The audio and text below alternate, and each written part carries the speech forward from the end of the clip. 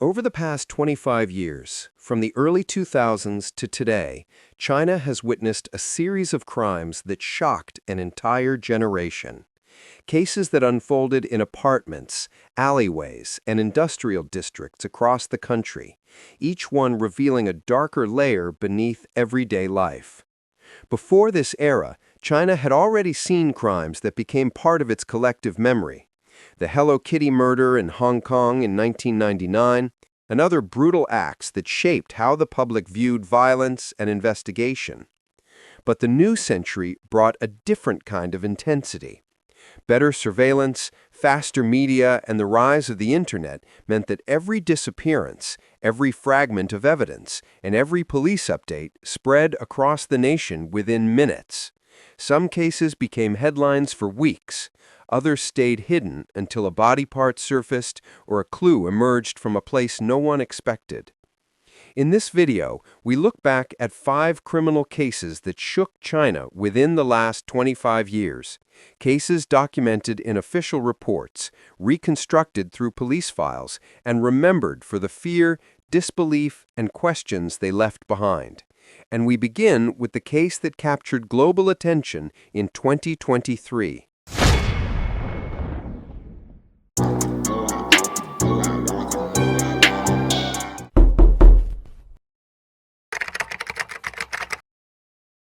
This is Abby Choi. Born in 1994 in Hong Kong, she grew up in a modest and stable family, surrounded by people who valued education, kindness, and quiet perseverance.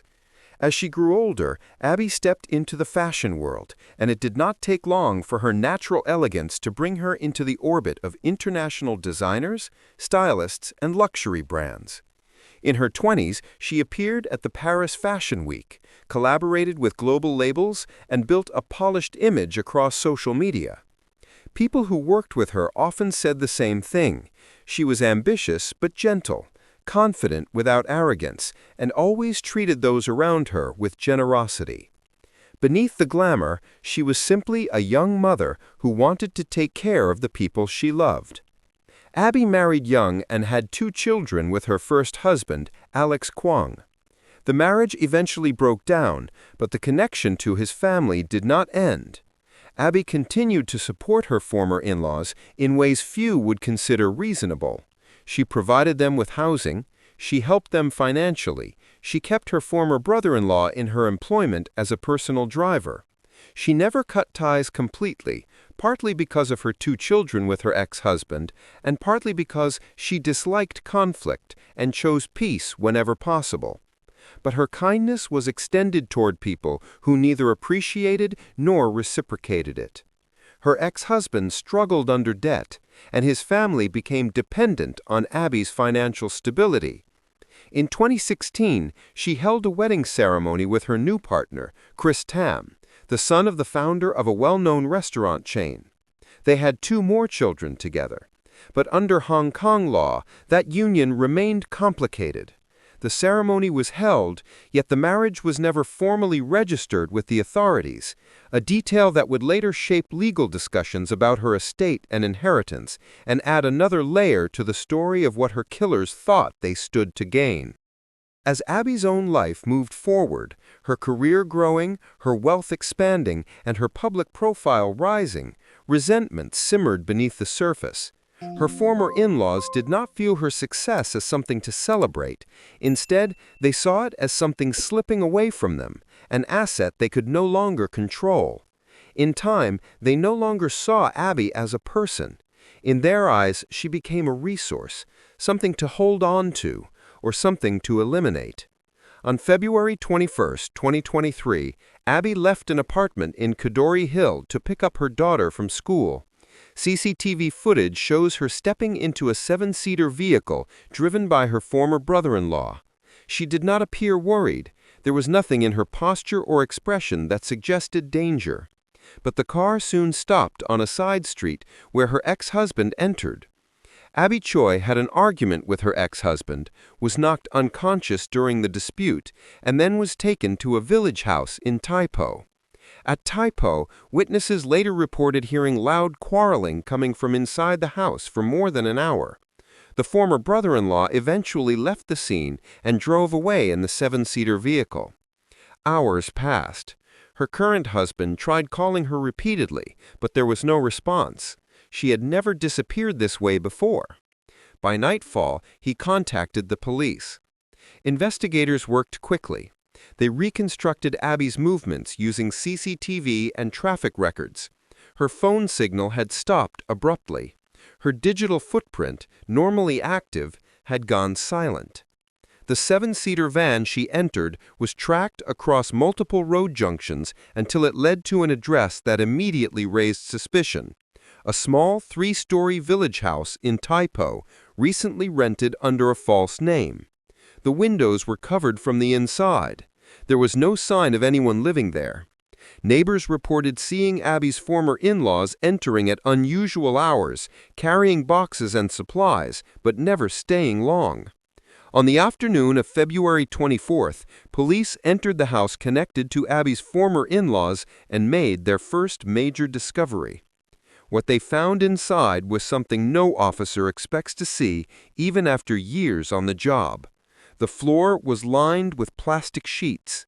Disposable masks, gloves, face shields, and cutting tools were neatly arranged.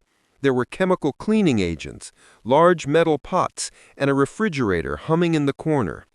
Inside the refrigerator, officers found human legs and arms. Other parts of Abby's body were being disposed of in two large cooking pots. The house also contained a meat slicer, an electric saw, long raincoats, gloves, and masks, all believed to be tools used to handle and conceal the remains. On February 25th, investigators suspected that Abby's head and several missing body parts had been dumped in the Chungkwan-o area. A large search operation was launched, covering a radius of 200 to 300 meters across hillsides and nearby waters. That same afternoon, Alex was arrested while attempting to flee. On February 26th, police announced that two suspects, Alex's 31-year-old brother and his 65-year-old father, were charged with murder. His 63-year-old mother was charged with obstructing the course of justice. The case was brought before the Kowloon City Magistrates Court on the morning of February 27th. Later that day, local media reported that Abby's head had been found inside one of the cooking pots previously seized. The skull showed heavy damage. Officers added that recovering the remaining fragments of her body would be extremely difficult, as many parts had been cooked or discarded across complicated terrain. That night, another arrest followed. Woo Ji-rong, the mistress of Alex's father, was detained for helping Alex escape. According to the initial investigation, the conflict stemmed from a financial dispute involving more than 10 million Hong Kong dollars, about 1.28 million US dollars. Abby had purchased a home for her former in-laws and placed it under their name. In 2022, she intended to sell it and relocate them. Her former father-in-law refused and had threatened her. Police later stated that because Abby and her current partner had not legally registered their marriage, the suspects believed that if she died, her ex-husband and children would inherit her assets. On March 2nd, police arrested another suspect, Lin Shun, in Shungwan. Lin, a yacht company employee and friend of Alex, had allegedly received 300,000 Hong Kong dollars, about 39,000 US dollars, to help Alex escape by sea. Police also announced that the landfill search had ended with no further remains found. On March 6th, officers made another arrest. Pan Kia-sien, a friend of Alex, was detained while attempting to flee to mainland China. She was accused of coordinating with Lam to help Alex escape. By early March, the investigation had expanded into a wide-reaching case involving multiple suspects, each tied either to the killing itself or the attempt to cover it up. Court documents later described how the family had scouted rental properties under false identities, purchased tools over multiple days to avoid attention, rehearsed aspects of their plan, and prepared the Taipo house specifically for the purpose of killing and dismembering Abby. It was not a sudden act of anger.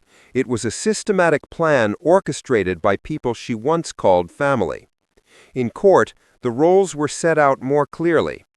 Alex Kwong, his brother Anthony, and their father Kwong Kao were charged with murder. Jenny Lee was charged with perverting the course of justice. Wu Jirong, Lin Shun, and Pan Kiaoxian faced charges related to assisting an offender and conspiring to help Alex escape. None of the 4 core family members were granted bail. The murder case is still winding its way through the Hong Kong courts. The public reaction across China was immediate and overwhelming. News outlets reported the case with shock, comment sections filled with disbelief and grief. Many compared the incident to earlier tragedies that had shaped the region's collective memory: the Hello Kitty murder in 1999, the dismemberment of Wong Ka-mui in 2008, and the 2016 freezer case in Shanghai. But Abby's case unfolded in an era defined by digital surveillance and instant communication. Every movement, every transaction, every camera angle played a role in revealing the truth within days. The loss extended beyond the headlines. Abby left behind 4 children. Her 2 older children, born from her first marriage, were placed under protective arrangements and removed entirely from the influence of the Kwong family. Her younger 2 children, from her current marriage, were shielded from the media and kept with relatives capable of providing stability. Social workers urged long-term psychological support for the children, who would grow up learning that their mother's life ended not at the hands of strangers, but at the hands of those she had helped the most. For many, Abby Choi's case became a painful reminder that threats do not always come from the outside. Sometimes they grow quietly in the places we assume are safe. Sometimes the people who smile in photographs, share meals, and accept kindness are the same people who harbor resentment and entitlement deep enough to kill. Abby's death exposed fissures within modern family dynamics, questions about unchecked dependency, and the devastating consequences of misplaced trust. In the end, her case stands as one of the most haunting crimes China has seen in the last 25 years, a tragedy shaped by love, betrayal, entitlement, and a level of planning that strips away any illusion of humanity from those responsible. It is a reminder that generosity is not always met with gratitude, and that even a life filled with success, beauty, and compassion can be destroyed by the people closest to it. It began not with a missing person report, not with a frightened phone call, and not with a discovery in a public place. The story of the Shanghai freezer murder surfaced only when the killer himself walked into a police station and quietly told officers that his wife was dead. Until that moment, no one, not her parents, not her friends, not her co-workers, knew where Yang Liping had gone. And for more than 100 days, no one suspected that her body had been lying inside a freezer in the apartment she shared with her husband. Yang Liping was born and raised in Shanghai, an ordinary young woman with steady work and a clear sense of responsibility. She met her husband, Zhu Xiaodong, through friends. Their relationship moved quickly, and they married in 2015.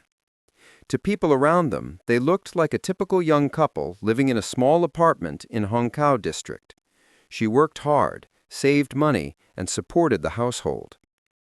Before the incident, the couple had already been struggling with ongoing conflicts. Zhu had been unfaithful twice, and their marriage was marked by a series of escalating problems, both large and small, until everything came to a breaking point on October 17, 2016. According to Zhu's later confession, the argument started over something trivial, a small disagreement that quickly escalated. The dispute turned physical. In the confined space of their apartment, he grabbed her by the neck. Moments later, she stopped moving. Instead of calling for help, Zhu stared at her body in silence, realizing what he had done and planning what he would do next. There was a freezer in the apartment, a large 260-liter chest freezer they had purchased months earlier. Zhu emptied it, wrapped his wife's body, and placed her inside. He cleaned the floor and wiped away evidence of the struggle. While Yang's parents sent messages asking where she was, Zhu acted as if nothing had happened.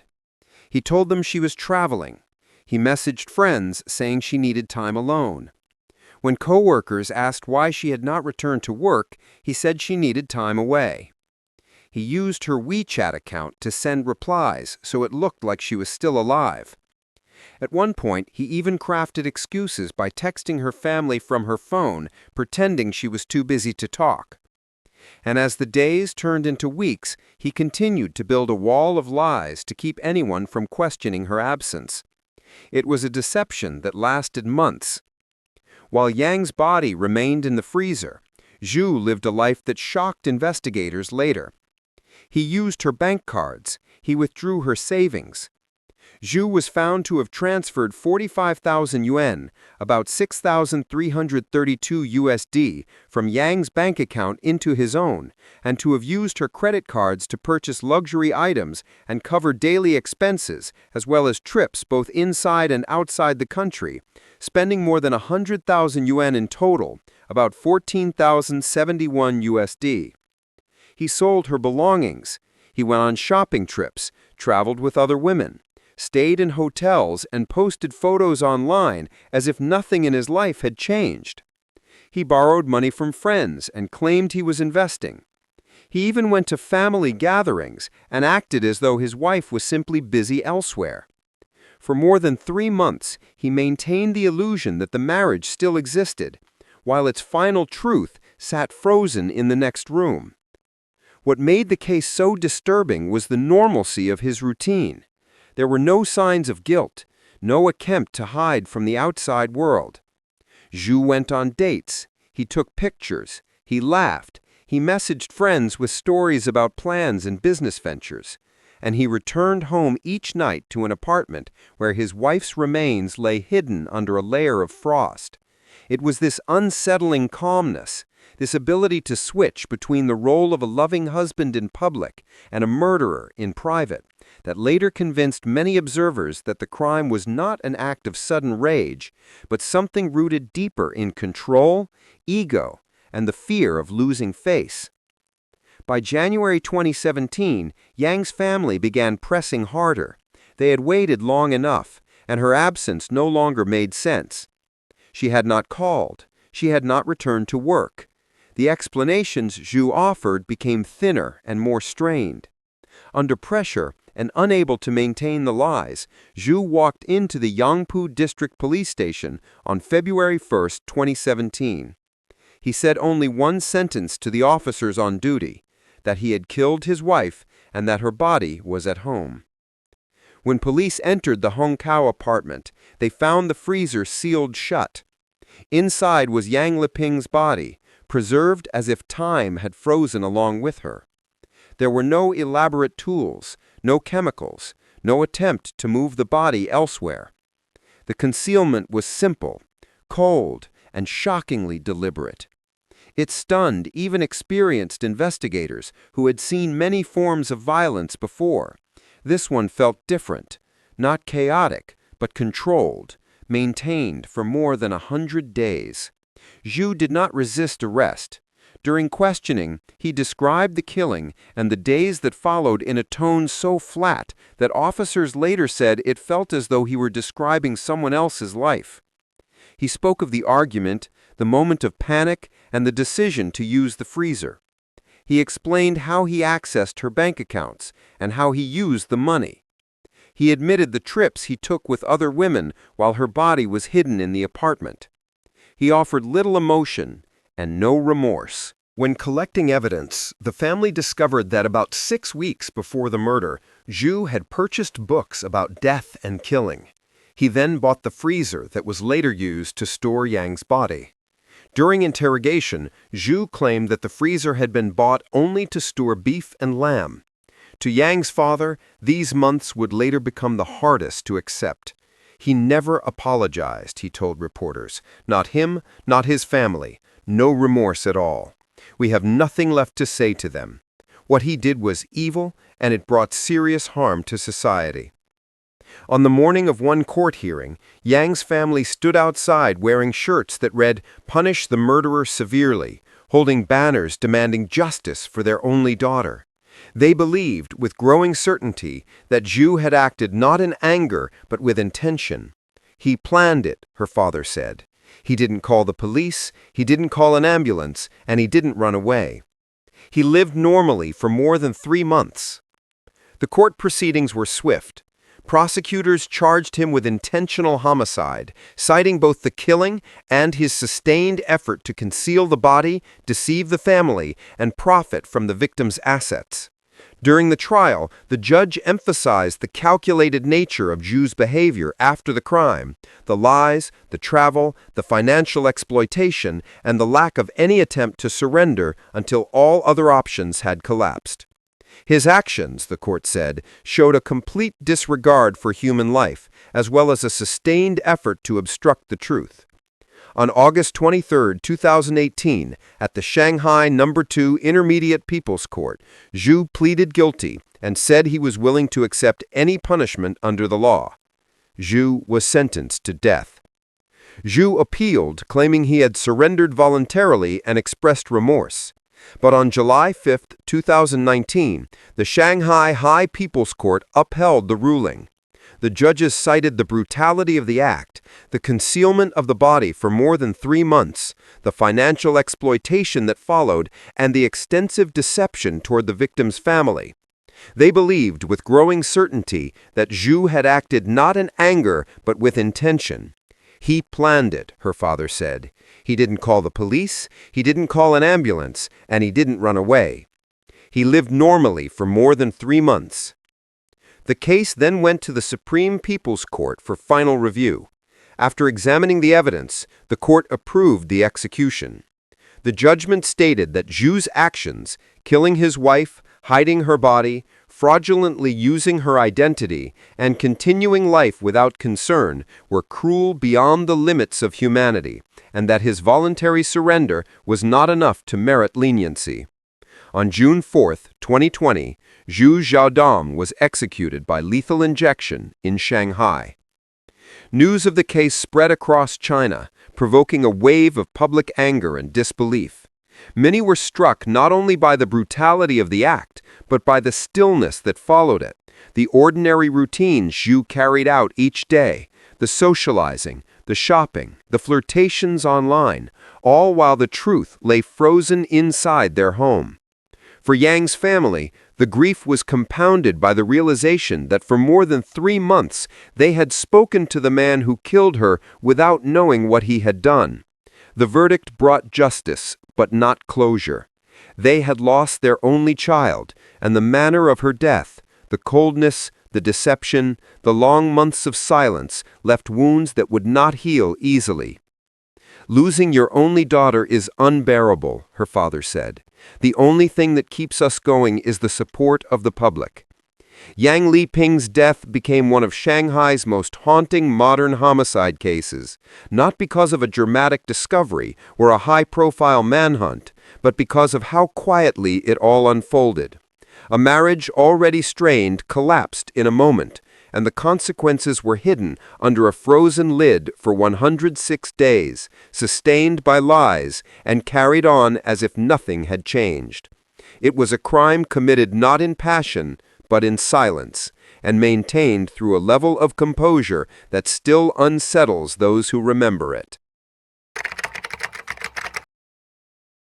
Henry Chau Hoi Lung was not the kind of man anyone expected to find at the center of one of Hong Kong's most disturbing homicide cases. At 30 years old, he was quiet, almost fragile in the way he carried himself. Thin frame, lowered eyes, soft voice. He came from a modest middle-class family in Mong Kok. His father, 65-year-old Chow Wing-ki, was a retired security guard. His mother, 63-year-old Siu Yet Yi, was a gentle homemaker who cooked for him, washed his clothes, and still tried to guide her adult son's life with patient concern. To neighbors, they were an ordinary elderly couple caring for a grown son who had not yet found his place. To friends, Henry was anxious, insecure, constantly overwhelmed by expectations he felt unable to meet. But what no one saw was the resentment slowly building inside him, an anger that grew not from sudden conflict, but from years of feeling trapped, humiliated, and dependent on the two people who loved him the most. On March 2, 2013, Henry walked into the police station in Mongkok and calmly filed a missing person report. He told officers that his parents had gone on a short trip to mainland China and had not returned. He sounded cooperative, even concerned. Officers took his statement, documented the details, and began routine checks at immigration. Nothing in his demeanor suggested he had anything to hide. If anything, he appeared like a worried son. But within days, cracks began to show. Henry, unable to control the panic building inside him, started sending long, frantic WhatsApp messages to a close friend. The messages were rambling, emotional, and horrifying. He confessed that his parents were not missing, they were dead. He described violence, panic, and a crime he said he could not undo. And he revealed the most crucial detail, where the bodies were hidden. The friend did not hesitate. He contacted police immediately. On March 6th, officers located Henry near the Hong Kong-China ferry terminal. He did not run. He did not resist. He simply sat down on the pavement and surrendered. At almost the same moment, a separate team of detectives forced open the door of a small rented flat on the 15th floor of the Beach Center on Nathan Road, a flat Henry had secretly leased weeks earlier. Inside the kitchen were 2 suitcases. Inside the suitcases were the remains of Henry's parents. When investigators stepped back from the scene, the details were even chilling. The refrigerator contained internal organs washed and stored in plastic boxes. Knives and cutting tools were arranged near the sink. The counter still had condiments and cooking utensils laid out, as if the kitchen had been used normally after the bodies were dismembered. It was a crime committed quietly, calmly, and with an order that disturbed even veteran officers. Only after his arrest did Henry begin explaining how it all unfolded. Weeks before the murder, Henry met 36-year-old Choi Chun-fai in an online forum. Choi was isolated, fascinated by violent fantasies, and eager to find someone who shared his interests. Their conversations escalated quickly. They talked about resentment, freedom, and the idea of killing. Henry complained that his parents controlled his life. Choi encouraged the dark thoughts, and together they began to form a plan. Henry rented the Nathan Road flat specifically for the murder.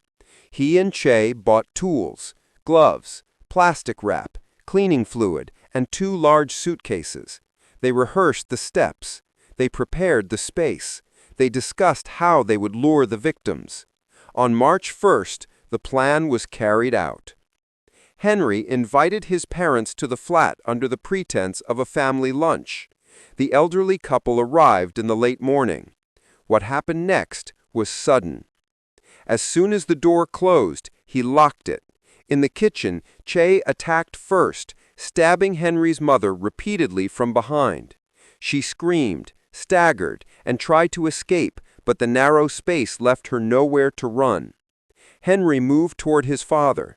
The two struggled briefly before Henry overpowered the 65-year-old man, pushing him to the floor as Choi stabbed him as well. The attack lasted minutes. When both parents were motionless, Henry and Choi waited to make sure they were dead. The dismemberment began shortly after. In the narrow kitchen, they laid the bodies on the floor. They used knives to separate limbs from joints, washed the parts in the sink, and placed them inside the 2 suitcases they had purchased specifically for this purpose. Internal organs were stored in containers and placed in the refrigerator. Blood was wiped from the tiles.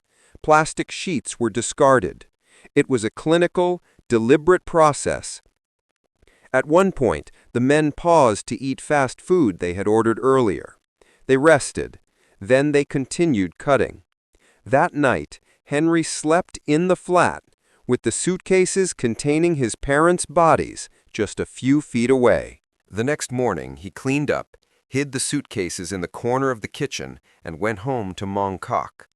Hours later, he walked into the police station to report his parents missing. He played the role of a worried son with a calmness that baffled the officers who later reviewed the CCTV footage. But the lies did not hold.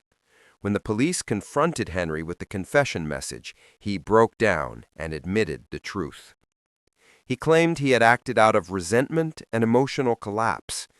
He said he felt suffocated by his parents' expectations and believed murder was the only escape. Tzu Chun-fai, on the other hand, denied any involvement in the killing itself, insisting he only helped with the dismemberment.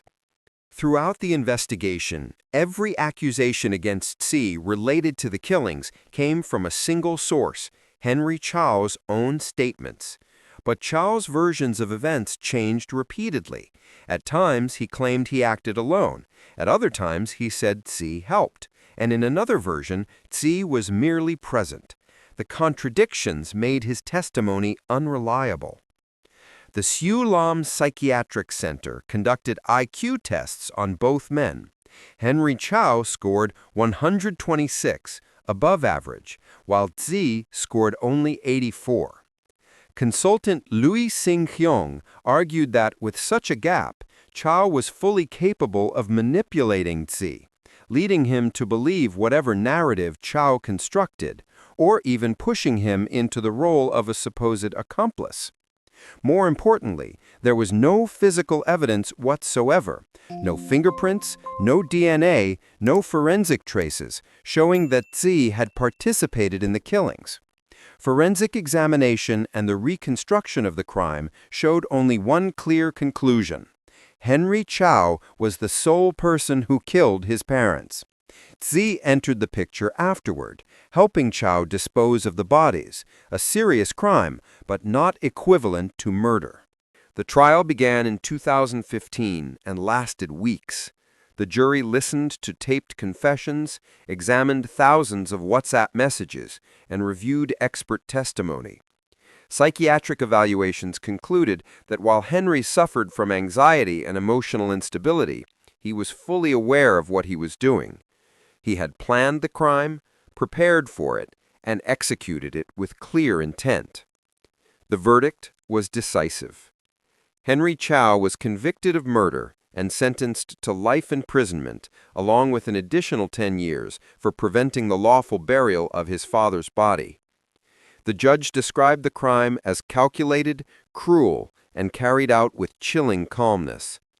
Tzu was acquitted of murder and convicted only of the lesser charge of preventing lawful burial. His sentence, 1 year and 4 months in prison. Tzu was released shortly after serving his sentence. The case became a symbol of how evil can hide beneath ordinary appearances and how even the most brutal crimes can unfold in silence behind locked doors. For Henry Chau, there will be no freedom again. He will spend the rest of his life in prison.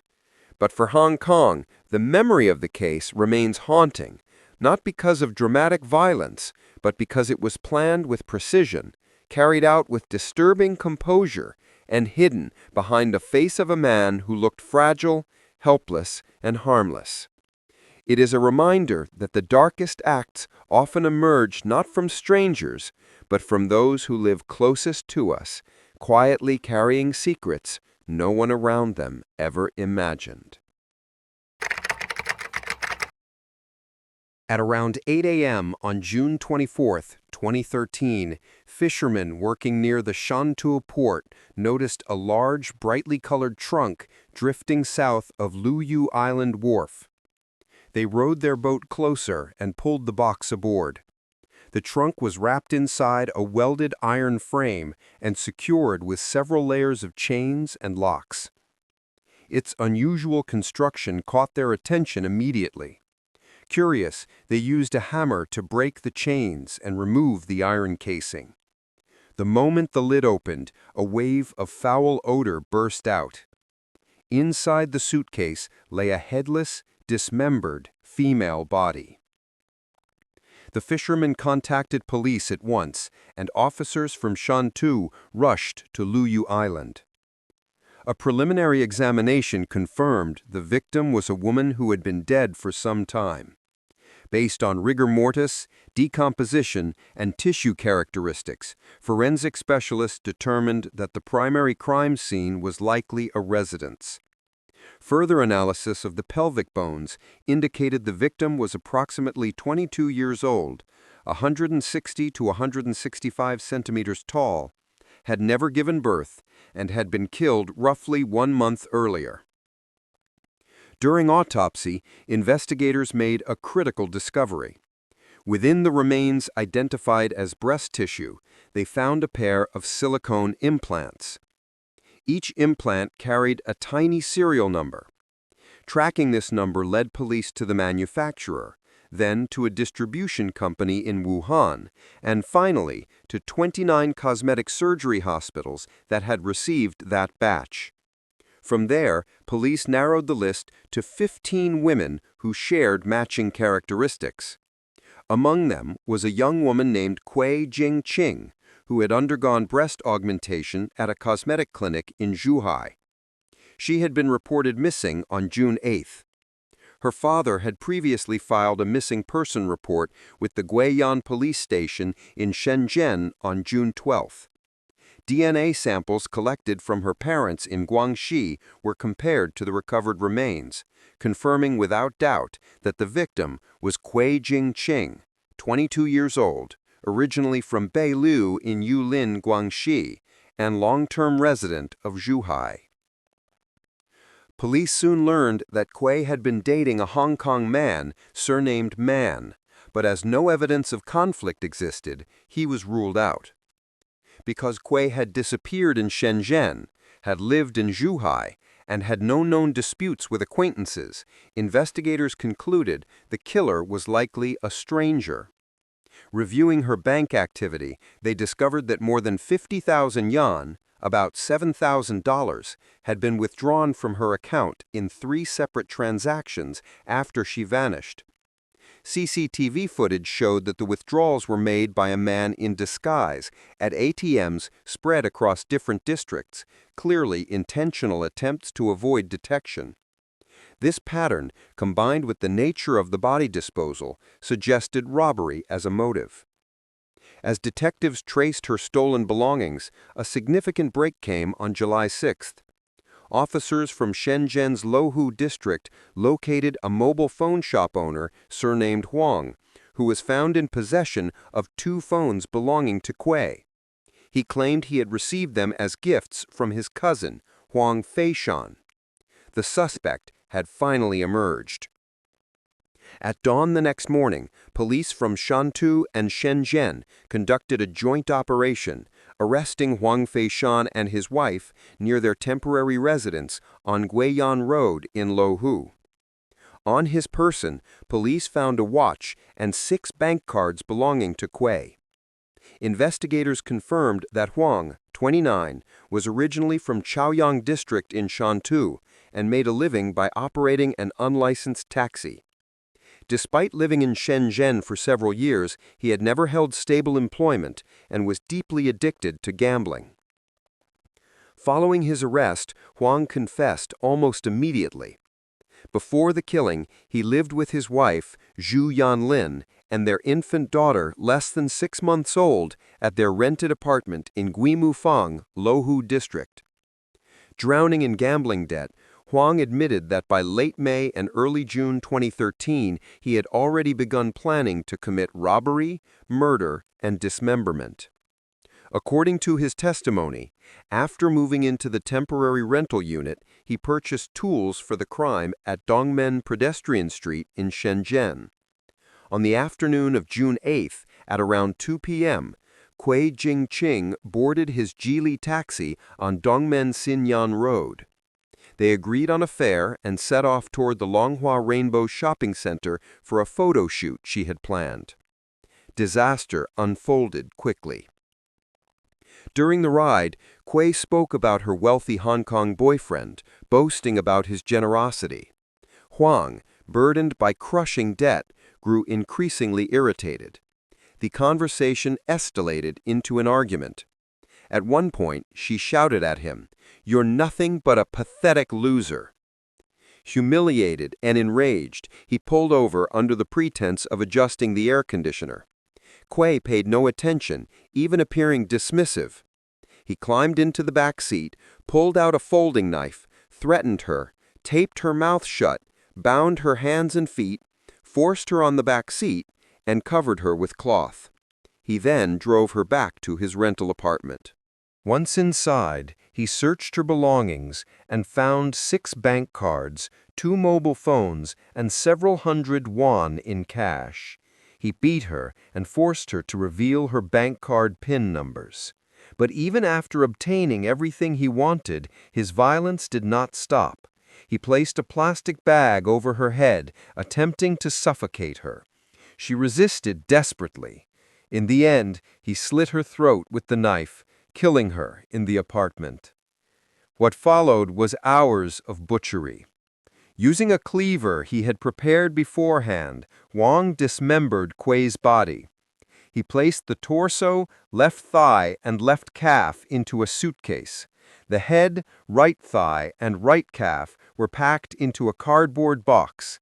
He cleaned the crime scene using water, flour, and beer, and discarded the murder weapon and several of her personal items along Danzi Road. On June 9th, Wong transported the iron-framed suitcase to the Ranjiang River in Guanbu Town, Chaoyang District, his hometown, a place he knew well.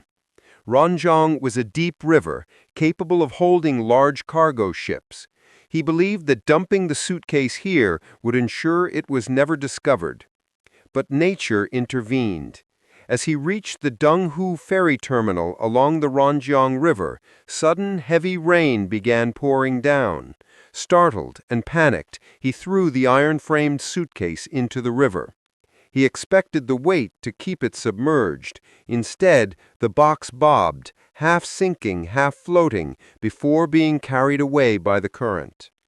Wong returned to Shenzhen, where he used cement and sand to encase the remaining body parts into solid blocks. He transported them from Kengzi Street back to Guimu Fong and stored them inside a utility room near his apartment. Nearly a year later, on May 9, 2014, the Shenzhen Intermediate People's Court held the first hearing. Wong argued that the killing was accidental. His lawyer claimed Choi had verbally insulted him, triggering his intent to rob, and that she bore minor responsibility.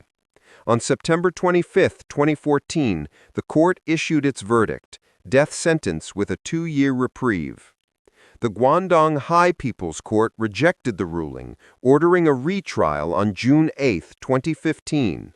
On December 22, 2015, the Shenzhen Intermediate Court reaffirmed the original judgment, death sentence with a 2-year reprieve, which traditionally converts to life imprisonment if no further crimes are committed during that period. The murder shocked residents across Guangdong. The brutality of the dismemberment, the calculated disposal of the body, and the cold reasoning behind the crime, triggered by debt, anger, and humiliation, sparked widespread outrage. Many questioned the dangers of unlicensed taxis, urging stronger regulation.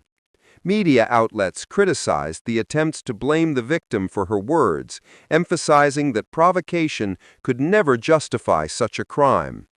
The case was repeatedly cited in public safety campaigns and became a stark warning to young women working far from home. For Kui Jingqing's family, the verdict brought justice but not closure. Her daughter's remains had been scattered through water, cement, and steel. What stayed behind was the enduring grief of a family who lost a young woman to senseless violence, and a city that would remember one of its darkest crimes. This is Wong Ka-mui. She went missing on April 27, 2008. Police sources later revealed that by analyzing her mobile phone records, investigators discovered that the last person she had contacted before her death was a heavy-set man named Ting Kai-tai. Witnesses saw them eating lunch together before heading to his small flat. Phone records, CCTV footage, and Wong's last known movements all pointed in the same direction. On April 29th, police arrested Ting. During questioning, he first denied involvement, but when officers confronted him with forensic evidence from his apartment pipes, and when they explained that tissue samples from the drainage system were human, Ting broke. He confessed. Wong Ka-mui was only 16 years old. Born in Hunan, she came to Hong Kong as a teenager after her mother remarried. Family life was unstable, money was always short, and she struggled to adapt to a new environment and a new school where she often felt like an outsider. She voluntarily dropped out of school in January 2008 during her third year of secondary education in order to find work and help support her family. Friends later said she longed for independence but had few opportunities. Eventually, through online chats and forums, she drifted into the world of compensated dating, meeting older men, receiving payment for companionship and sex. For a girl who carried financial pressure on her shoulders, the money felt like a way out, but it also placed her directly in harm's path. Ting Kai-tai was a 24-year-old local Hong Kong man living in Shek Kip Mei. Ting's life had been shaped by tragedy. His mother died in a car accident when he was 5. He survived but suffered a serious head injury. After that, he grew up angry, unstable, drifting between psychiatric wards, juvenile centers, and menial jobs. By adulthood, he abused drugs regularly and spent his free time in nightclubs and with sex workers. To outsiders, he seemed volatile but forgettable, another young man lost on the margins of the city. But beneath that, there was a darkness that would soon come into full view. Ting stated that he had met Wong Ka-mui online, and on April 27, 2008, he invited her to room 2C of the Yan Fat building at 39 Shek Kip Mei Street in Shum Shui Po for a paid sexual encounter. They used drugs, talked, and listened to music. At some point they argued. His story changed repeatedly. He claimed she provoked him, that she wanted to die, that he was too intoxicated to think clearly. But the physical evidence showed what his words tried to blur. He strangled her. When he realized she was dead, panic turned into something else: cold calculation. He dragged her to the bathroom, filled the floor with plastic sheets, and began cutting her body apart. He worked for nearly 6 hours. He washed pieces under the tap. He placed smaller fragments into bags. He separated limbs, organs, and bone. He flushed the small fragments down the toilet. He sealed the major remains, legs, arms, head, and torso, inside a plastic bag, which he then carried to the ferry pier and threw into the sea. It never resurfaced. The killer also mixed the victim's bones and flesh with pork at meat stalls in the Shek Kip Mei Shopping Center wet market, disguising them as pig bones. Some of the bones and meat were sold to customers and shop owners before anyone realized what they were. Police later recovered biological material at the scene, and DNA tests confirmed that the remains matched the victim. One of the most disturbing details came from Ting's friend, Choi. Ting had called him 3 times during the dismemberment, describing in chilling detail what he was doing.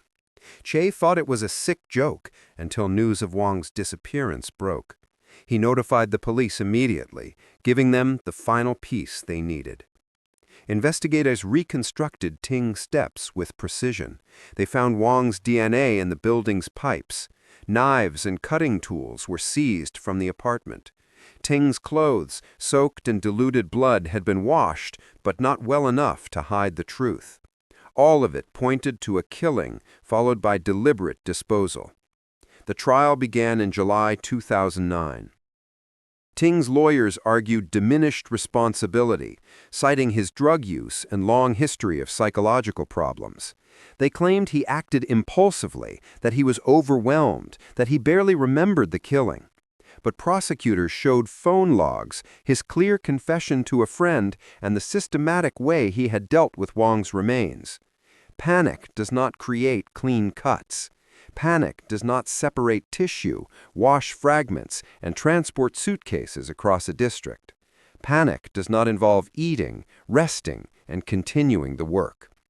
After 3 hours of deliberation, the jury returned a unanimous verdict. Ting Kai-tai was guilty of murder and guilty of preventing the lawful burial of a body. He was sentenced to life imprisonment with an additional 4 years for the disposal charge, served concurrently as required by Hong Kong law. The Court of Appeal upheld the conviction in 2012. Ting remains incarcerated at Stanley Prison. The city's reaction was immediate and intense. The brutality of the dismemberment shocked even hardened officers. Residents were horrified by how Wong's remains had moved through the city, through pipes, through markets, into the sea. Social workers mourned of the dangers faced by teenagers in compensated dating. Wong's story became a case study in school talks on exploitation, grooming, and violence. Her mother, devastated, spoke about a daughter who struggled but never stopped trying to help her family. Wong Ka-mui's death left behind no dramatic chase, no long investigation, just silence, a smell rising from the earth, and the truth pieced together from body parts scattered across Hong Kong.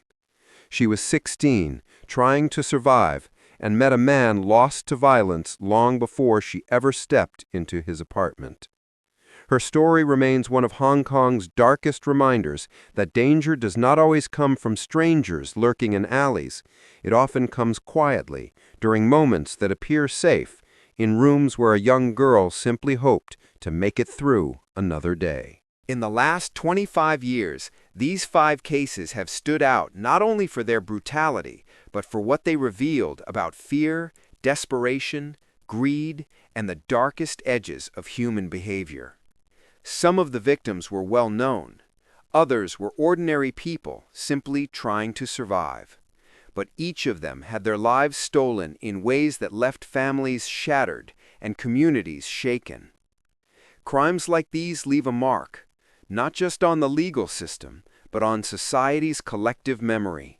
They remind us that behind every headline is a person, a story, and a truth that must be told with care and accuracy. If you found this documentary meaningful, please consider liking the video, sharing your thoughts in the comments, and subscribing for more true crime stories from across Asia and the world. Your support allows us to continue bringing factual, respectful, and deeply researched content to the channel. This is Dark Crimes Real. Thank you for watching, and take care of yourself and those around you.